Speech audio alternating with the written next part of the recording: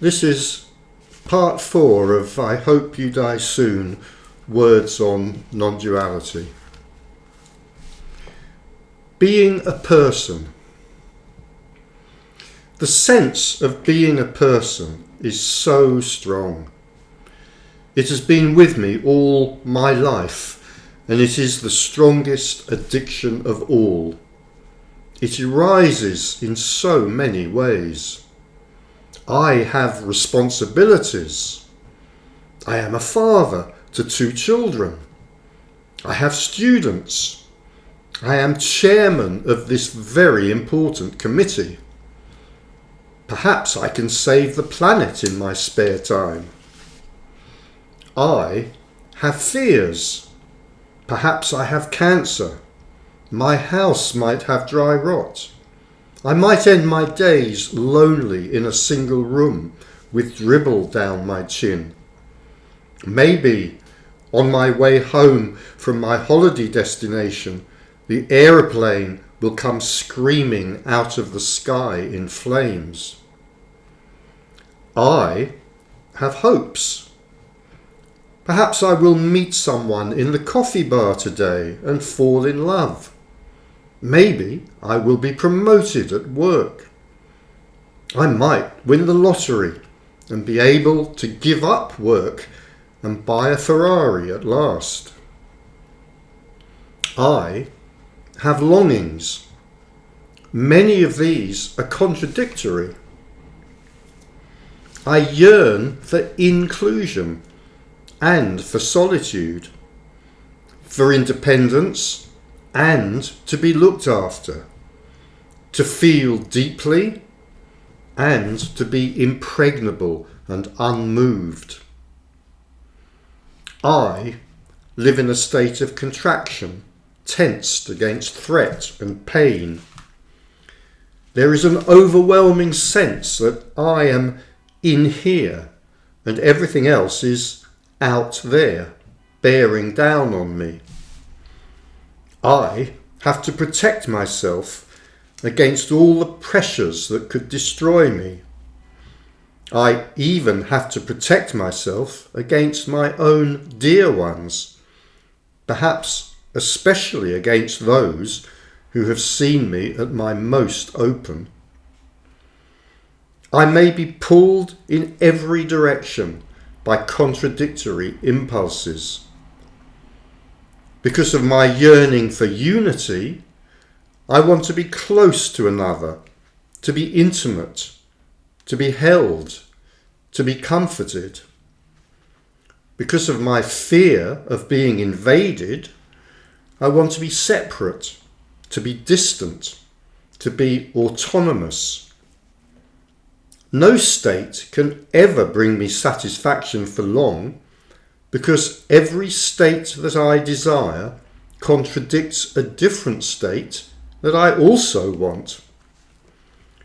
When I am included, I crave separation. When I am excluded, I crave belonging.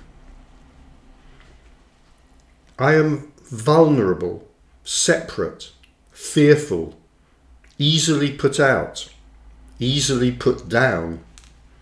I travel between ecstasy and despair, or I remain imprisoned in armoured non-feeling. Above all, I have memories of the past and fears and fantasies about the future. I have regrets, guilt, wishes, if-onlys, self-consciousness, embarrassment. I am charismatic or shy. I play my games, exercise my ego, know that I am right, justify myself, evangelize for my beliefs. The sense of I is constantly being created and recreated by every phenomenon, every thought, sensation and feeling. It is unimaginable that life can go on without the sense of me. that this can simply be seen with no one seeing it. It is impossible to imagine the seeing that there is no one, for who would be seeing it? Since the first moment of separation, the person has been ever present. Then suddenly, in a split second, the sense of I drops away completely. There is no gradual transcendental diffusion of the person, but its complete disappearance. And the unimaginable has happened. The total absence of self has been seen. The void has been recognized. All concepts of time and space become meaningless. There is only omnipresence. Here and there are seen to be the same. After this, it is very difficult to take your previous life seriously.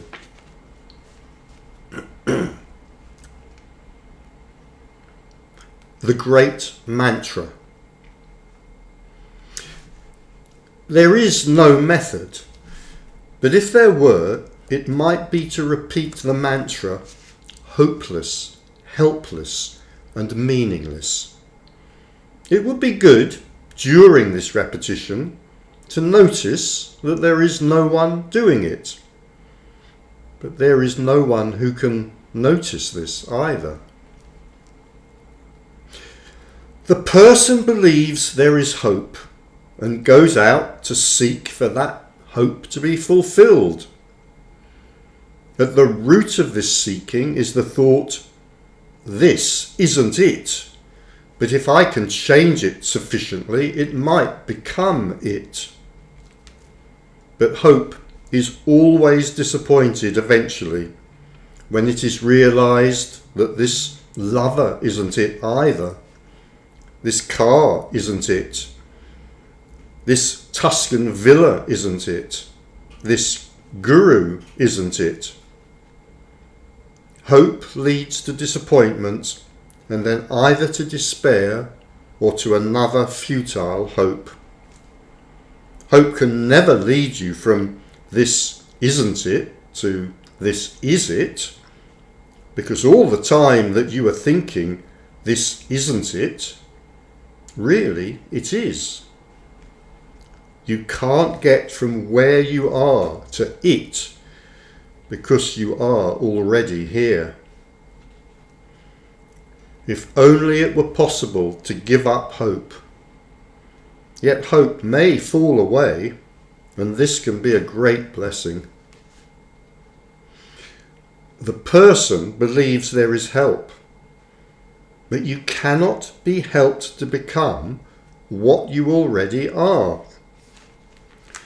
It is as if you are sitting in a handsome chair and saying, please tell me how I can get to sit in that chair over there, so far away from me. It looks so beautiful. I know my life will work if I can only get to sit in that chair. What can be said? But you are already sitting in it. Where is there to go? You cannot hear this if you believe yourself to be somewhere else. So what can be said when you ask, help me to become liberated? There is already only liberation. No one can help you attain that which is already the case.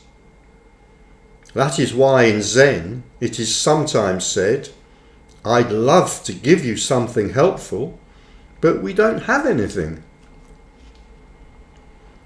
You are alone in your complete helplessness. There is nothing you can either do or avoid doing. If that could be known, then striving might come to an end, and in that relaxation, liberation might be seen. But that begins to sound like a method, and there is no method. for there is no one who can give up striving. The person believes there is meaning, but it is a priceless gift to see that everything is meaningless.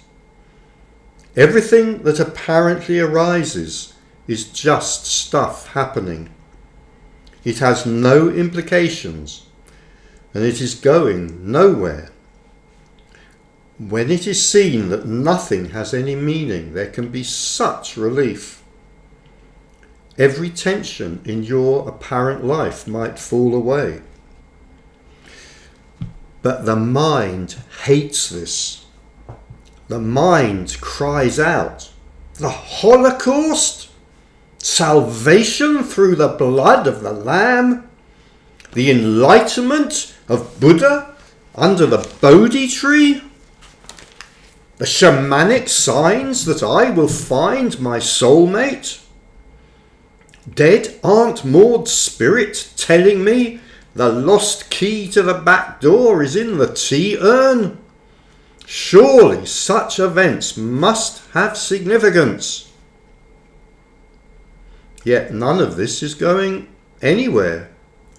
Nothing is leading to anything.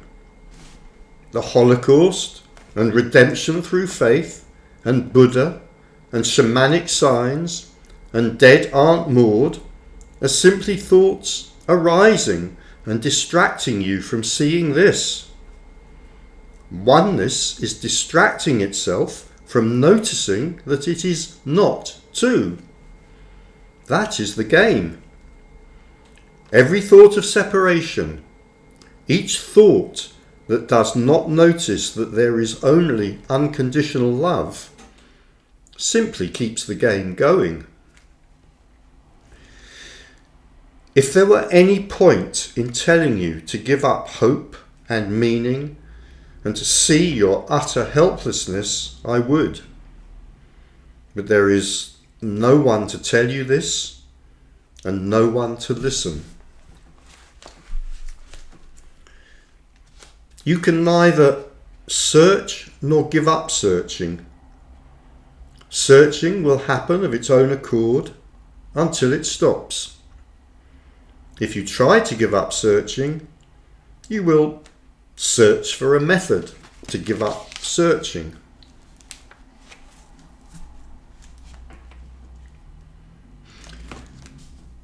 The impeccable behaviour of the enlightened ones.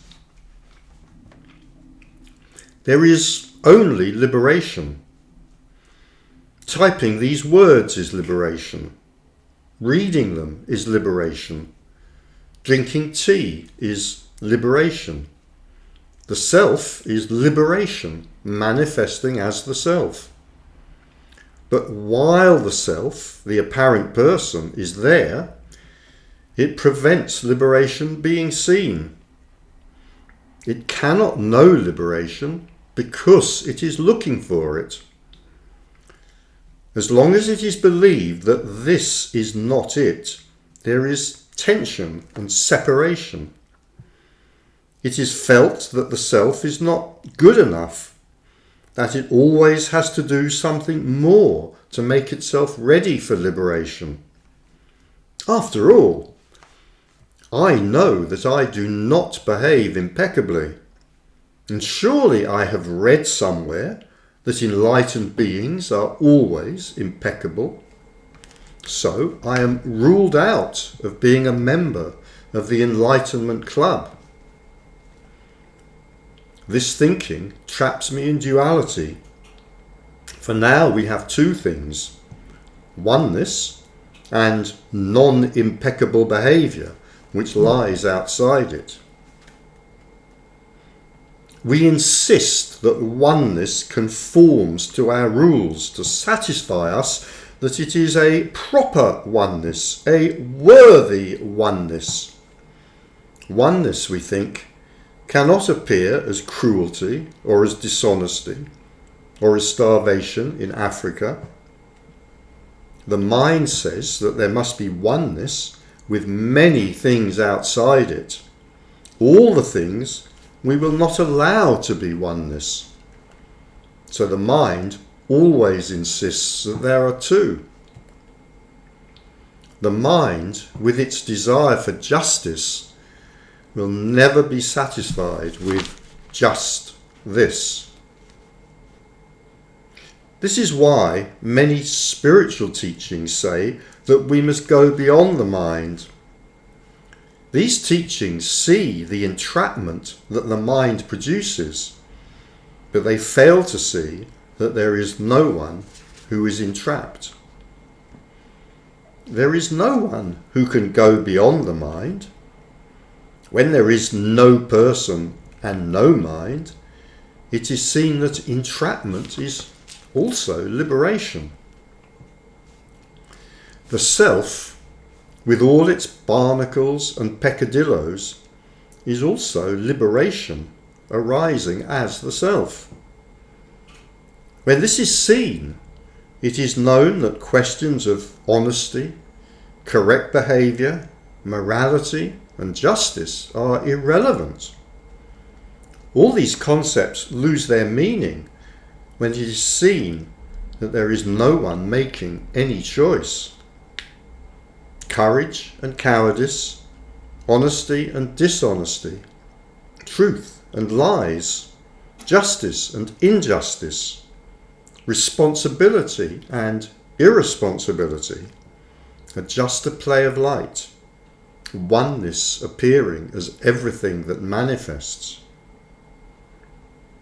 But to the mind, the suggestion that starvation in Africa and lies and injustice are also oneness is an abomination. This book is not intended for those who want to satisfy the mind's desire for nobility and justice. There is only liberation. Searching for liberation is also liberation. Otherwise, there would be duality. There would be oneness, and outside oneness, the search for it. The search for liberation is simply liberation pretending not to be itself and looking for itself. For this to work, the pretense has to be very effective. Otherwise, oneness would instantaneously find itself, and the game would be over before it could begin. And the pretense is very effective, for although everything is this, the mind sees everything as that. Actually, the mind often does think that it has glimpsed liberation, but it only ever thinks that it has seen it over there, perhaps in the person of that holy, sandaled one with the brilliant aura and the peacock feathers, surrounded by their fascinated devotees. Of course, this is all metaphor. There is no game. There is nothing looking for something. Try reading that last sentence in both possible ways. This is a dream, but I am not having the dream. I am a dreamed character within the dream. This is why it is not me who wakes up. Oneness already knows itself and has no need to find itself because it is not lost. But because liberation is not personal, the mind, which is personal, can never get it. If you have a lively mind, as many seekers do, this bears repeating. The mind can never get this. Thinking I have understood this has nothing to do with liberation.